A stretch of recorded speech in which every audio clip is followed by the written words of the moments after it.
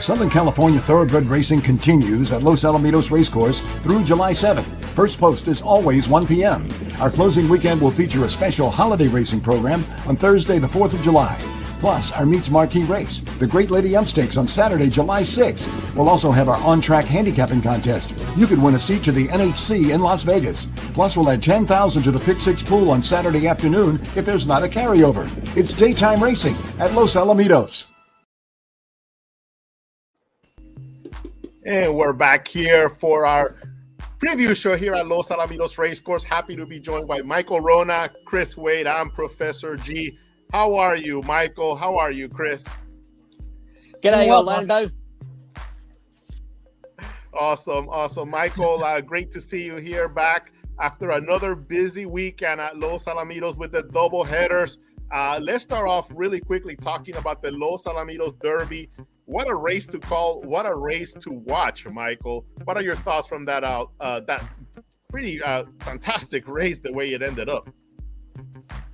Yeah, well, as I said at the finish, it was a race that changed complexion dramatically. I mean, it's one thing for Tapalo to have gone fast and weakened, but when you consider that Winstock was level with Cornell going into the far turn, and halfway around the turn had dropped so far behind Cornell. In fact, he'd been passed by another horse. He dropped back to fourth. For him to recover and to get up and win, to catch Cornell again, just putting aside Tapalo, was pretty amazing, especially given that Mr. Baffert was on record as declaring that the horse needed to lead to be any chance of winning.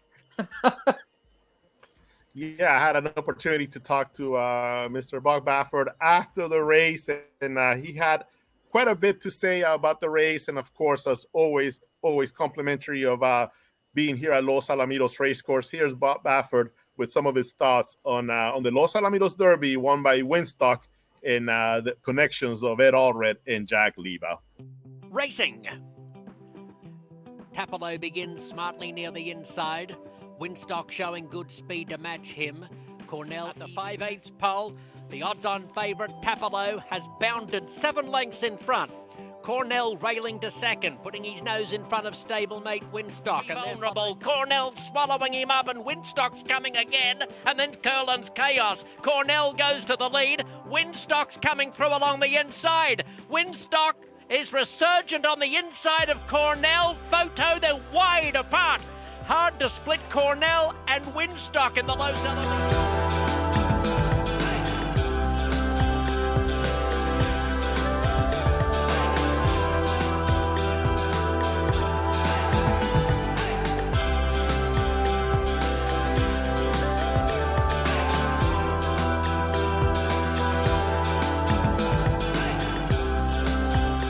The Winstock, his only chance to be in the lead. I said, if you can get the lead, he wins. But he runs well here because he likes a firmer, you know, he's probably running the turf because it's firmer turf, but then he couldn't make the lead, so he just grabbed him. So that other horse is out there by himself. So I knew the other horse was going to come, you know, and make a run. And then when he down the stretch, you know, the other horse, I thought he cut the corner, but he stayed out, and then the one horse kept drifting him out. And then I see this horse flying, I go, son of a gun. And I didn't, and I go, oh, that's my horse. He came back, you know, so it's nice to see that, you know, the horse, at least he didn't, you know, we know he has a lot of talent, but he's just, it's mental with him, and, but I'm just happy for, you know, we won it, 1-1-2, and, you know, with hanging out with Doc earlier, we just talked about old times, you know, and stuff, but it's nice to come here and be able to win this race, and especially for Doc, you know. So, is that what's different about it this time? Is who you want it for? Yeah, I just, you know, Doc's been a big fan of his. I worked for him when I was out of high school. I wanted to be a jockey, so I galloped horses. He let me ride horses and won a few races for him, and so, you know, it's my dream. And then I realized, you know, and I was riding against probably the strongest jockey colony ever, You know, in those days it was like the jockey colony of Santa Anita back in the 80s, 90s. You know, so it was just. But you know, I have a great memories from this place. You know, and so you know, to me, as coming from Arizona, when I came here, it was like, if you can make it to Los Alamitos, you've really made it. You know, this is it. And I remember winning the Champion of Champions the first time. It was like winning a Kentucky Derby. It was the greatest thrill for me. And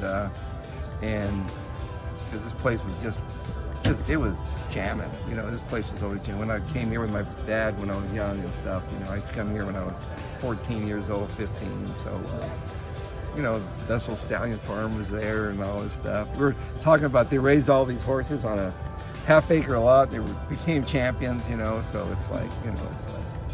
But it's nice to reminisce with Doc and hang with him and tell old stories. And, you know, 'cause he's been great to me.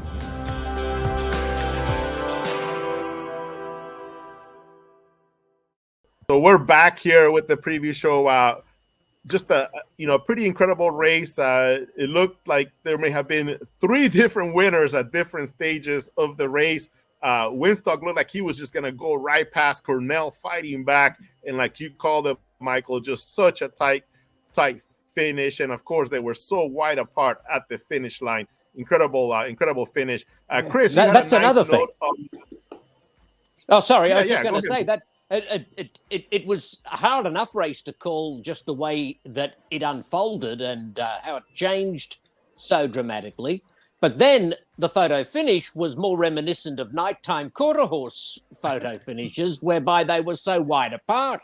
And so it was a nose. I mean, it was genuinely, when you saw the photo print, there was nothing more than a nose between them, even though it might have looked from the camera angle as though Winstock had won a little more clearly, but it was very, very close.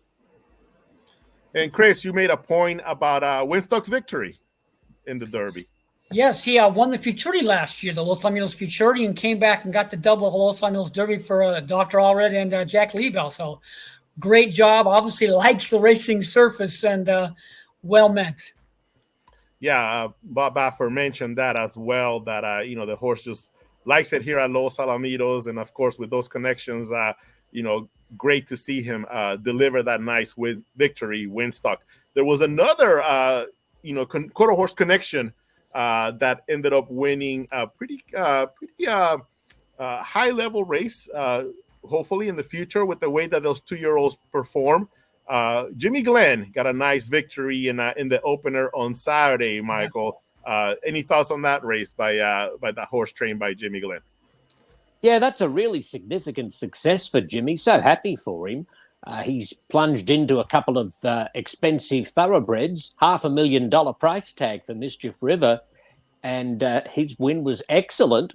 And it's going to be interesting to follow the horse's career. I presume he'll turn up in a race at Del Mar sometime during the summer meet here or there.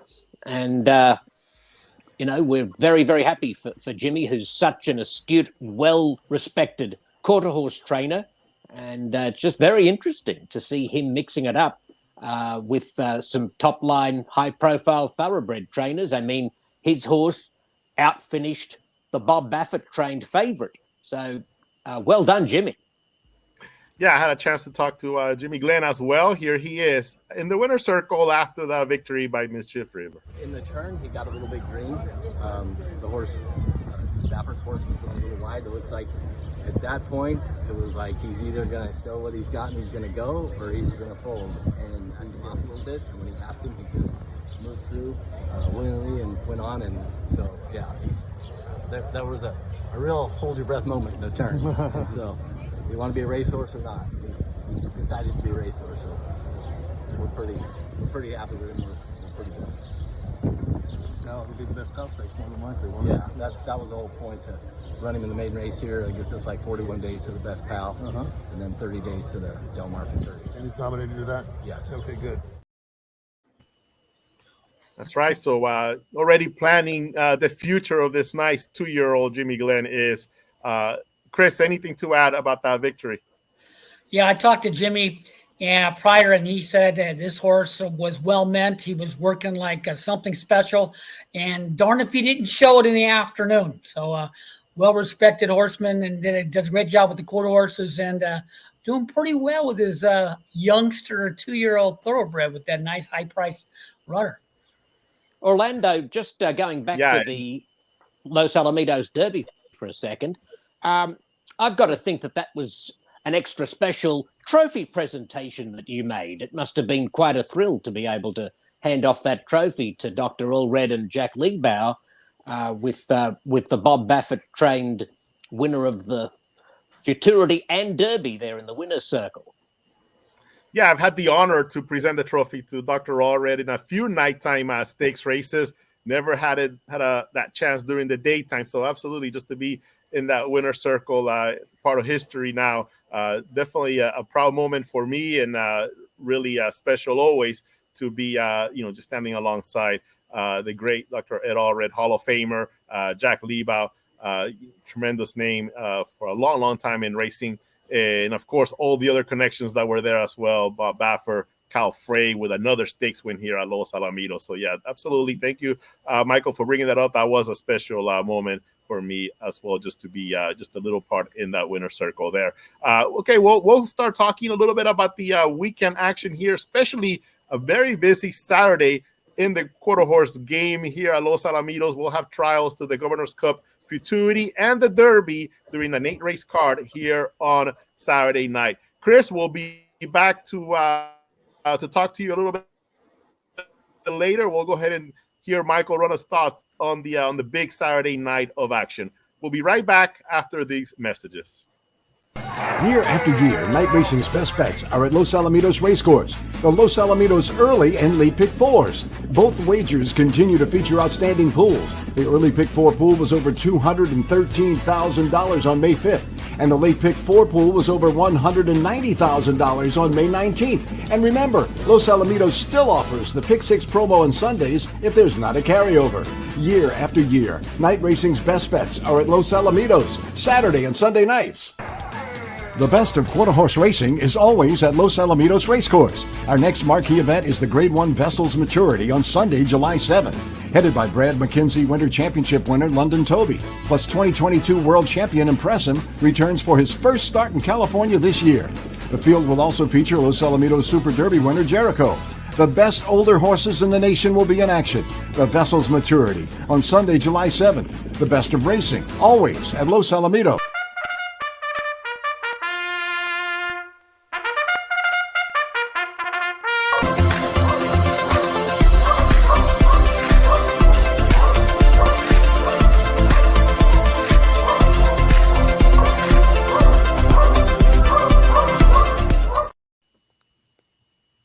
And we're back here with the preview show. Michael, we're recording this show actually a little bit earlier because of the 4th of July weekend. It is on Wednesday afternoon, and on Wednesday is the day that we have gate works here at Los Alamitos. Well, let me tell you, Michael, we also had training day for the Wiener dogs today. We had about 30, 40 weenie ducks that came out. They got accustomed to the sights and sounds and the smells here at Los Al, getting prepared for the big July 13th race. We saw some really nice ones today, Michael. Paisley was back, the champion from a couple of years ago. Rowdy's always really fast. They kind of hooked up a few times. We'll see if they hook up again in the final in a couple of weeks, Mike. So it was a lot of fun getting to know some of the new ones that are going to be participating and reacquainting myself with some of those great veterans from the past. That's absolutely sensational. Do you have any little snippets that you might be able to post online? Any little glimpses of some of their form? I'm sure everybody will be keen on scouting reports. That's right. We are going to post some stuff on our Instagram page at Los Al Racing on Instagram. Odin Van Nosy looked pretty tough to me. It's one of the new names that I think might be making a big step up. Odin. Who? So remember that one, Michael. What's the name? Odin Van Nosy. Odin Van Nosy. That's okay. Right. That's right. Keep an eye on that one in the finals. A couple of in the trials a few weeks from now. Well, Michael, let's talk might be a of bit. Dutch descent with the van in the middle there. Yeah. Anyway, we'll delve deeper into that. Right now, I'm focusing on 6 racing cards in 4 days. So come early next week, mate. I'll turn my attention to the scouting reports and the gate works and everything for the Wieners. That's right, Michael. You don't have enough to do, right? I gotta throw in some names here of the weenie dogs here as well, not to mention all the great horses that you're gonna be calling throughout this weekend. So let's talk right away about the trials to the Governor's Cup Futurity and the Governor's Cup Derby. We have 5 trials to the Governor's Cup Futurity on Saturday. Those will be races 2 through 6, and then 2 trials to the Governor's Cup Derby. Nice full fields in those 2 trials. Those will be races 7 and 8 here on Saturday night. I was just going to say, Ed Allred of Winstock Thoroughbred fame looks like he might have a strong hand in the futurity trials as well for the Governor's Cup on Saturday night, beginning in the first trial, which is race 2 on the program, because the win by Call Her Perfect last time out was absolutely powerhouse. And she created a huge impression on me, and I'm sure everybody who saw her 2.5 length score, it was absolutely brilliant. And there's a good form line as well. The horses that finished 2nd and 3rd have come back to run really well.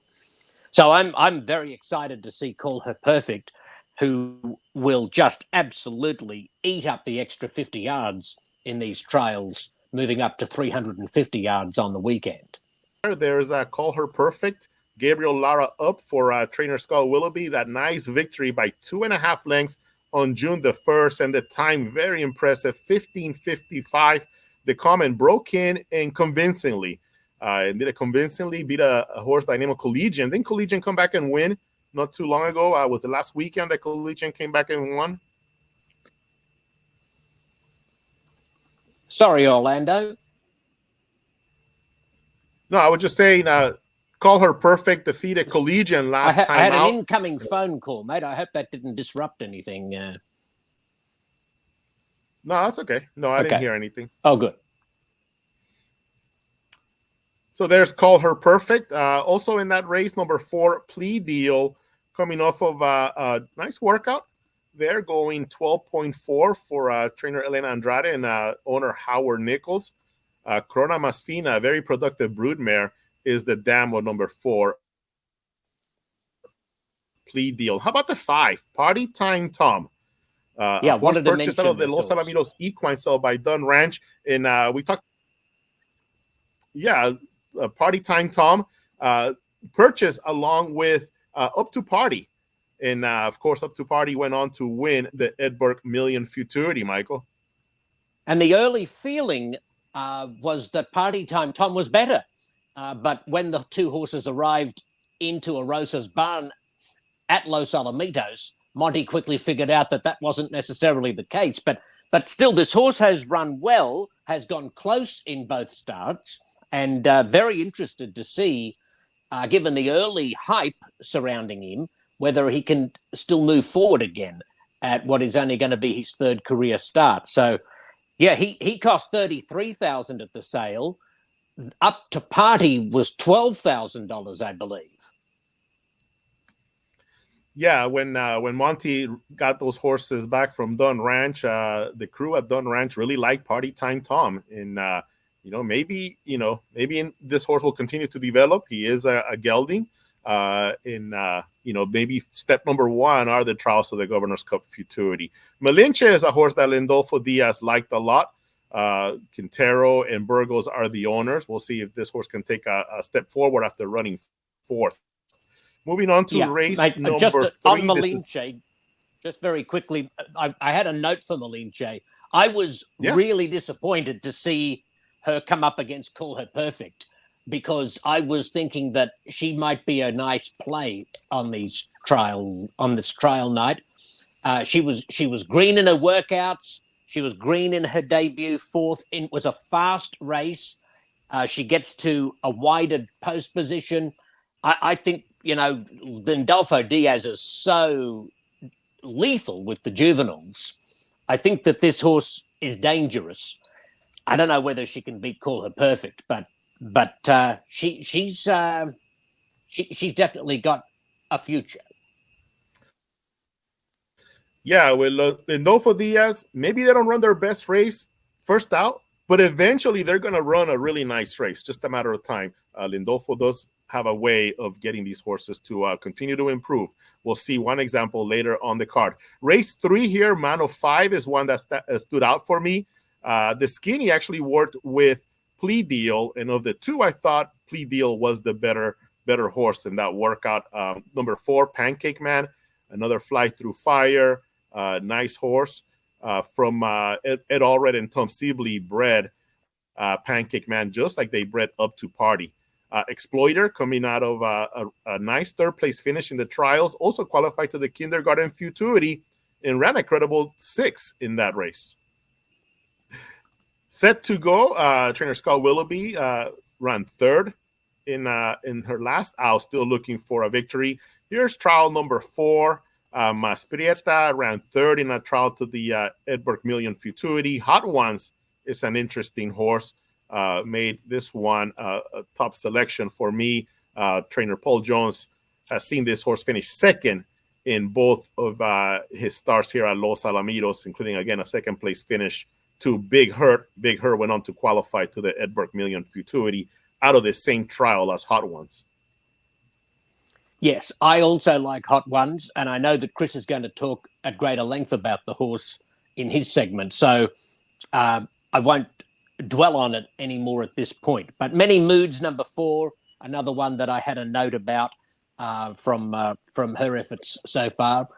She, I think she can move forward, stepping up 50 yards in distance. But number 3 is definitely my top pick. Moving on to race number 5. This one's kind of wide open, I think. She's a favorite. Another Paul Jones coming off of a second place finish. Rain In. Monte Rosa. Let's see if this horse improves. Competent. Ran 4th in a trial. Quick She Is coming off of a victory, as is favorite Jess Hawk. They both broke their maiden in their last outs. And he surprised me a little bit with the gate speed that he showed winning last time out, because he really hadn't given a glimpse of that in Gateworks or his first 2 races. So he took a big step forward for E.G. High Desert Farms. In this next trial, Michael, this is race number 6. 2 things that stood out to me are the marginal victories by a couple of these runners in their last out. Listen Now debuted at May 11th and won by 1 3/4 lengths. And number 1, CD Favorite Lady, in her third out, wins by a length. She is a filly. Listen Now is a gelding. But again, those 2 horses deliver some big victories. And then there's number 5, Separate Impact, who actually crossed first in his trial to the Kindergarten Futurity, but was disqualified and placed second in that race. So some interesting names in race 6. Yep, I've got some notes here about the times for Listen Now number 4, and this ties in with Hot Ones, who finished second to Listen Now, the horse that Chris is going to talk more about. But this debut win, somehow the horse was let go at 12-1. 15.65 Orlando with a closing split of 9.73 for Listen Now. There was a split of that maiden race, and the other split was 15.84 with a 9.91 closing split, much slower. Then there was a filly 2-year-old maiden on the same card, and the fillies didn't even break 16 seconds or 10 seconds for the split. So just on the time comparisons across 3 2-year-old maidens that night on May 11, Listen Now absolutely stands out. It was a big win. And this is when we were like getting acquainted to Gabriel Lara, because he had that big streak early in the season, especially with those 2-year-olds where he was just winning with everything. And now Gabriel Lara, household name here at Los Alamitos. But yeah, I don't know if you get 12-1 on any horse ridden by Gabriel Lara now.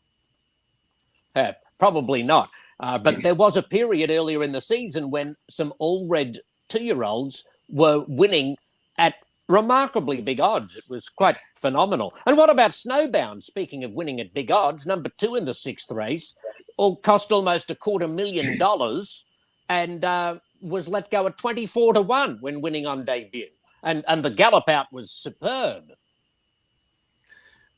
Apollo Snowbound, the mare, is the mother of BH Lisa's boy, who had so many huge victories here at Los Alamitos, a multiple Grade 1 winner here at Los Al.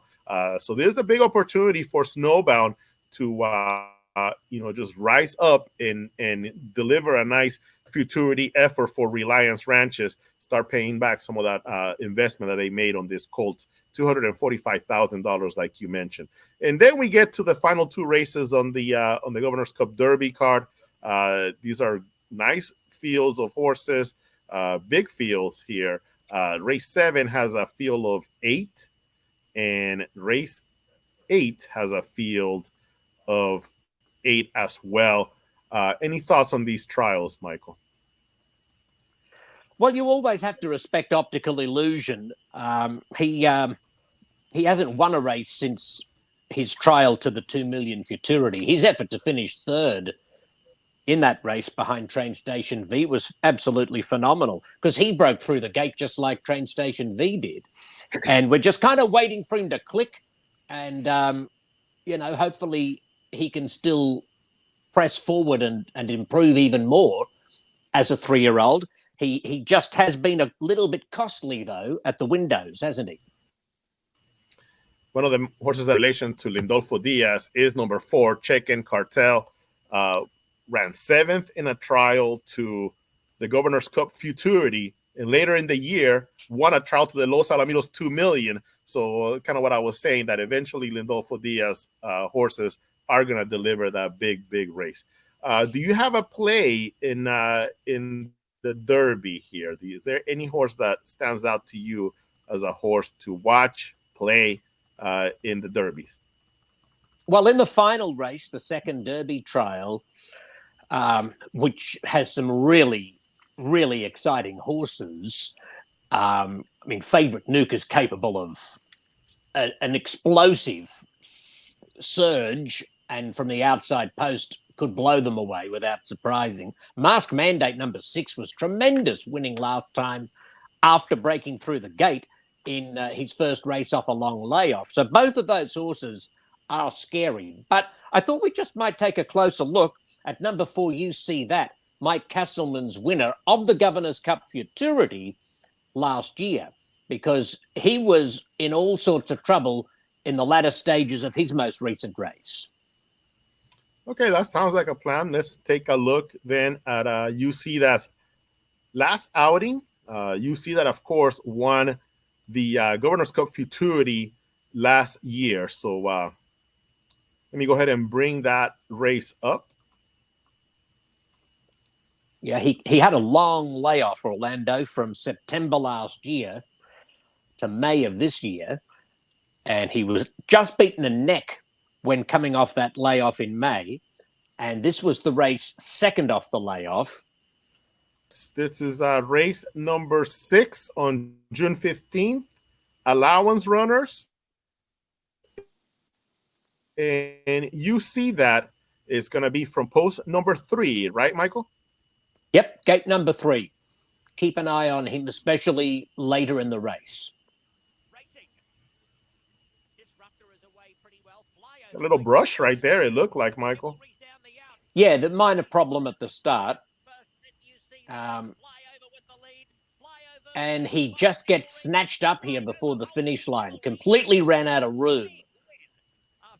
And he should have finished closer. And I just think that third time off the layoff, he might be ready to peak. Yeah. You can see him right here. Kind of goes a little sideways right here. And then on You See That as he starts kind of pushing forward, he starts moving up. But as he starts moving up, the room just kind of starts squeezing him away from his racing lane. Not much that the rider could do here. Just grab the hole there and protected the horse. Of course, Governor's Cup Futurity winner for Mike Castleman, and now back in action in a very competitive trial to the Governor's Cup And Derby. as coincidence would have it, Wild Thing, who ran second to UC that in the Governor's Cup Futurity last year, turns up in this same trial to the Governor's Cup Derby. So they'll be knocking heads again. Excellent. Thank you so much for that look at you see that in trial number 2 of the Governor's Cup Derby. And before we let you go, Michael, Vessels Maturity is on Sunday night. It's some big names: Impressum, London Toby, Jericho. It's a nice group. Looking forward to seeing that race and seeing the former AQHA World Champion from 2022 making his 2024 debut. Yeah, what a way to cap the 3 weekends of double headers. I'm going to have to make sure I've still got some energy stored away for the Vessels Maturity at the end of the Sunday night card, because what a bonanza. London Toby was absolutely breathtaking again, as he was in the Brad McKenzie Winter Championship when he won last time out. That was the Biabono Stakes, right? Yeah, it was the Biabono Stakes. A lot of the horses that were looking to go in the trials to the Vessels Maturity ended up going in the Biabono. And like you said, just a flawless performance by London Toby. Yeah, and then you bring Impressum and Jericho for Heath Taylor into the equation, and wow. And there's a golden ticket on the line into the Champion of Champions. It's just going to be phenomenal. Really excited about the big run at the end of Sunday night. Absolutely. And me as well, Michael. Thank you so much for joining us on the Los Alamitos preview show. Get some rest because we have a very busy week ahead here at Los Al. 4 days of racing, Thursday, Friday, Saturday, and Sunday being the closing day of the LA County Fair meet. And of course, we have nighttime action on Saturday and Sunday night. Thank you, Michael. Good on you, mate. My pleasure.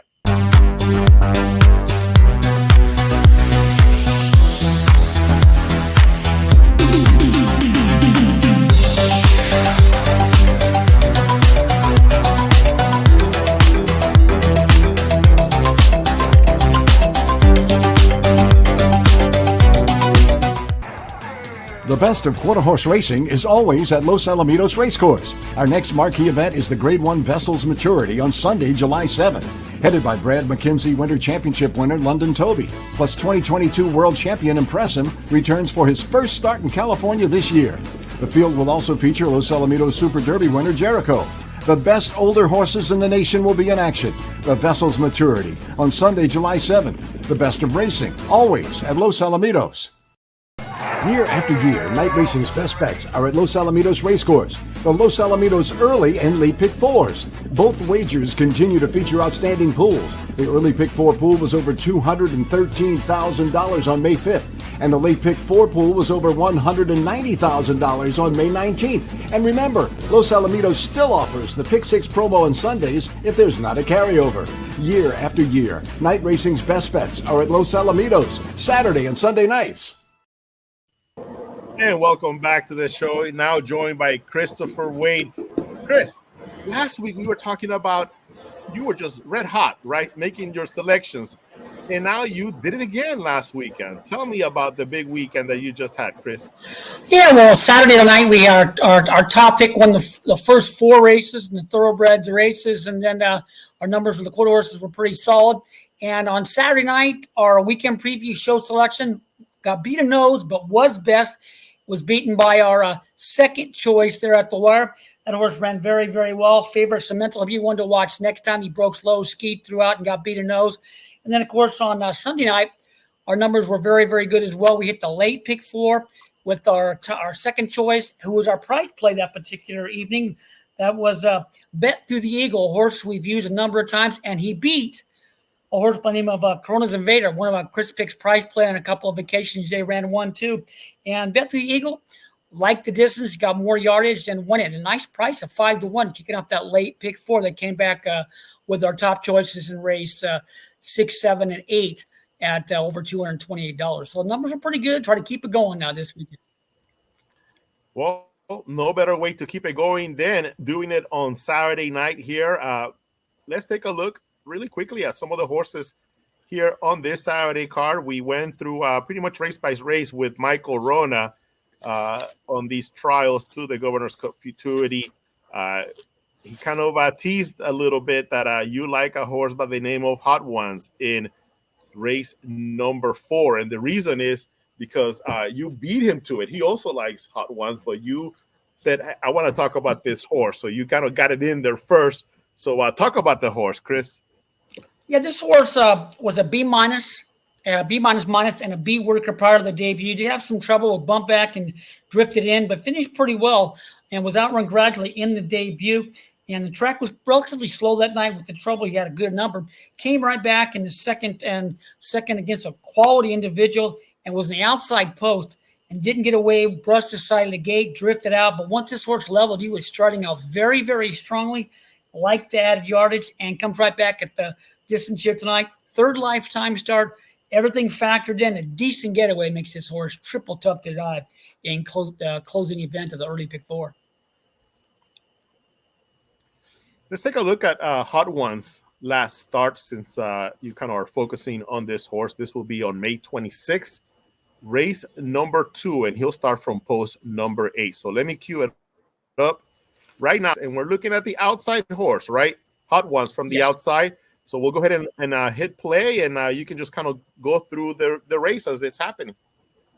Yeah, the horse is moving around just a little bit prior to the gate opening up. Broke a little slow and brushed the side of the gate. The horse drifts out early and was kind of slow into stride. Was up against a very good individual who did qualify to the final. But watch this horse level the final half of the affair. Wasn't really being pushed too hard and asked. He just did it on his own ability. Was a very impressive runner-up. Was closing strongly with one left to give. This horse has got a lot of talent, and a third lifetime start could be the lucky one with this horse. Anything close to a decent getaway. And the winner again of that race, Big Hurt, who up to that point was undefeated for trainer Jose Flores, went on to qualify to the Edberg Million Futurity. So trainer Paul Jones here with a pretty solid contender here in the trials of the Governor's Cup Futurity. Hot Ones there doing a super strong finish from the outside post. Yes, a nice size individual was closing that gap that the Big Hurt broke like a shot, cleared off, and this horse was closing very strongly the final half of the affair. Beat a length and a quarter, but with the troubles flowing to stride, the horse has got a stack of ability and wants every inch of 350 yards, actually 400 to be honest. We talked about race 4, number 3, Hot Ones. The Governor's Cup Derby, and get your thoughts. Particularly in race number 8, number 2, Wild Thing. I don't know if you had a chance to watch the workout, Chris, on Wild Thing when on June 8th went 18.2. And this was his most recent gate work. He also had a tournament work on May 17th. He has not raced since November 19th when he ran 8th in a trial to the Los Alamitos 2 Million Futurity. Something to point out is Wild Thing ran 2nd to UC that in the Governor's Cup Futurity final last year. And he was very impressive in his trial to the Governor's Cup Futurity, winning it by a length. So this horse, to begin his career, look at this, ran 2nd in a maiden race against 5-Bar Supreme. 5-Bar Supreme ran 2nd in the 2 million. Then he won back-to-back races, ran 2nd in the Governor's Cup Futurity, took a little bit of time off, ran 3rd in the trials to the PCQHRA Breeders' Futurity, and then his last 2 starts finished 5th and 8th. But now comes back, and in that gate work, I was pretty impressed by the way he just finished that second half of that work. Just made it look so easy. He had these big, long strides. And again, I don't know if you had a chance to see that work, but a really nice job by trainer Cesar Villalba in bringing this horse back. Let's see if he delivers in against a pretty competitive trial here in race number 8. Yeah, it's a closely matched affair. The horse High Wild Thing is actually my 4th number. Like you said, he's coming off a 230-day layoff. The flipping halter comes off. The blinkers come off. And that 18-2 drill, I gave it A-. This horse broke well, made a nice run midway, was striding out very strongly under a hold to the wire and galloped out very strong. So has a big look at the outcome. The Lasix is on, flipping halter, blinkers off. nice workout, and can run well fresh. So he's got to look at the outcome in a closely matched finale. There, the second trials, the Governors Cup Derby. Yeah, I don't know if he's going to win that race because on the outside, there's some nice horses. Favorite Nuke and Mask Mandate are both mighty tough runners. But Mask Mandate ran fourth in that Governor's Cup Futurity last year. That's when Wild Thing was at the top of his game, and he just got beat by a horse by the name of UC, that the one featured by Michael Rona earlier on this show. And he just got beat by a horse that ran, a tremendous race. But I think Wild Thing has some talent there. Obviously, he needs the race, but if he's able to qualify to the Governor's Cup Derby, I think he could be a live one in the final. So we'll see what happens with Wild Thing in the Governor's Cup Derby. A horse that I like in race 7, the first trial, is Verbosity. And he's been delivering some nice races, ran second against Allowance Competition that went really fast. That was a 15:49 victory by He's Good Reason. And Verbosity ran a 15:60. And this horse has experience in longer races, ran third in a trial to the Los Al 2 million, to a trial to the Golden State Million against Train Station V, the eventual champion 2-year-old colt. Then faced Train Station V again in the trials to the Los Al 2 million. Didn't fare off as well, but he's been facing tough competition. He's had some really nice races. There's a couple of victories under his belt. Beat Boardwalk in a trial to the Governor's Cup Derby last year. So I keep looking at Verbosity. I like this horse a lot in this trial to the Governor's Cup Derby race 7. Yeah, sounds like you've been looking over my shoulder, boss, because this horse is my top choice for Verbosity. He came off a nice long layoff of 210 days. He had a nice workout. I gave it an A workout. And in that race, he back bobbled, skied and crossed, lost a length and a quarter, but finished very well on home in a needed affair. Second time off the layoff, off a big workout. On my numbers, the horse has got a big look with expected improvement, a better getaway on the stretch out.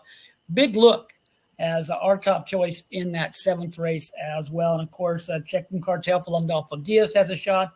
Boardwalk off a decent workout pattern, off a little layoff has a look. And, of course, to the outside, Winner's Share. Horse has disappointed me as of late with some trouble, but that outside post could make a difference to get this horse out of the gate and give it a slice. But you got some closely matched affairs on the racing card, especially in the Derbies. You got some top-notch runners going postward in the race 7 and race 8.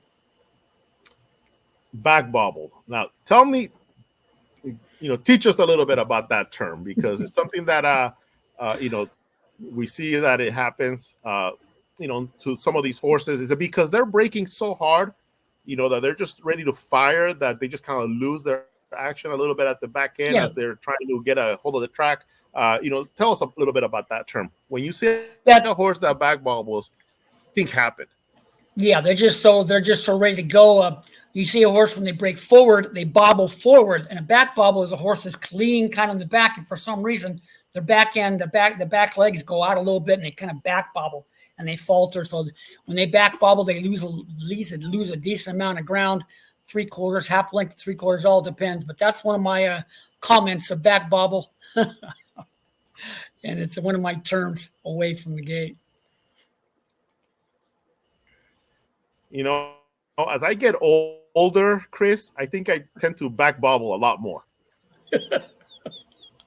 I wholeheartedly agree. It happens to me every single morning. Let's move on. Chris, anything else that stands out here in the on this card?